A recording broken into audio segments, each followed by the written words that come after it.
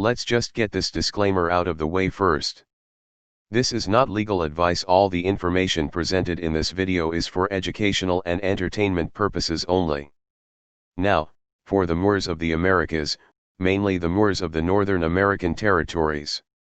Please allow me to travel briefly through time with you all on an overview trek about the change of our status from a free people to a people in bondage and back again.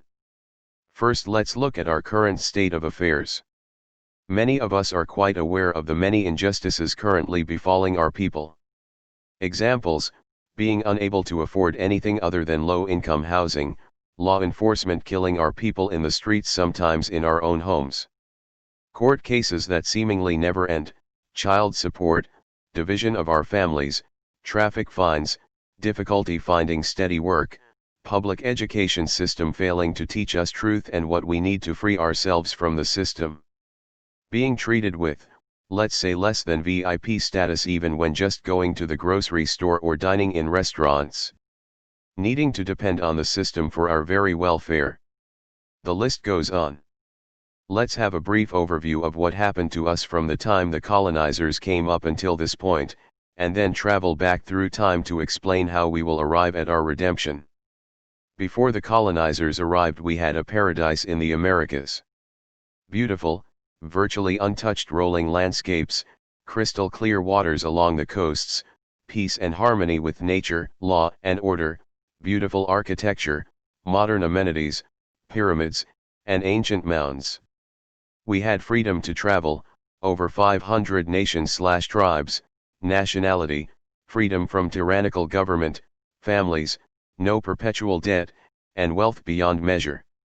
Over time since the arrival of the colonizers, we have been systematically cheated and stripped of our ancestral inheritance.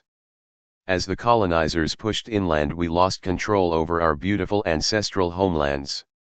Our tribes murdered and destroyed along with the herds of our animal brethren.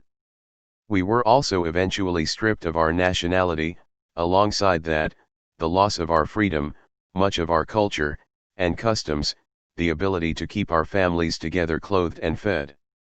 Soon after, we are granted liberty by our captors with a proverbial ball and chain known as debt attached to it and kept from rediscovering our ancestral customs and history, with the implementation of a vicious system that perpetuates fraud, miseducation, inequality, racism, materialism, corporate propaganda, and pollution, etc. All causing most of our people to be alone, unfulfilled, lacking in knowledge and in wealth. However, all that our ancestors had before the colonizers arrived on these North American shores was placed in trust for us with remedy made available. Thanks to documents such as the 1787 Treaty of Peace and Friendship and the Constitution of the United States of America. We also had a huge help from none other than our Prophet Noble Drew Ali. Now I would like to give a not too detailed however informative overview of my overstanding of the process to attain our full redemption. Let's walk backwards through time towards our redemption by undoing what the colonizers have done. We eliminate the debt by accepting for value the birth certificate and depositing it back to them, putting them on notice that we were not stillborn, we are alive and breathing. Without debt we are more free to keep our families united, happy, and healthy. Without debt and having the status of a secured party, they can no longer attach debt to us without great repercussion. This is what grants us freedom from economic oppression. Next, we proclaim our nationality to stand as our true selves, mirroring our ancestry.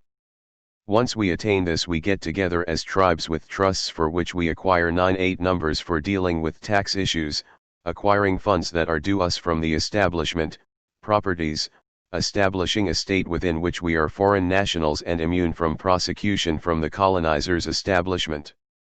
Lastly, as aforementioned, by way of the tribal trust, we reacquire our ancestral lands and protect them, our families and our animal brethren from harm.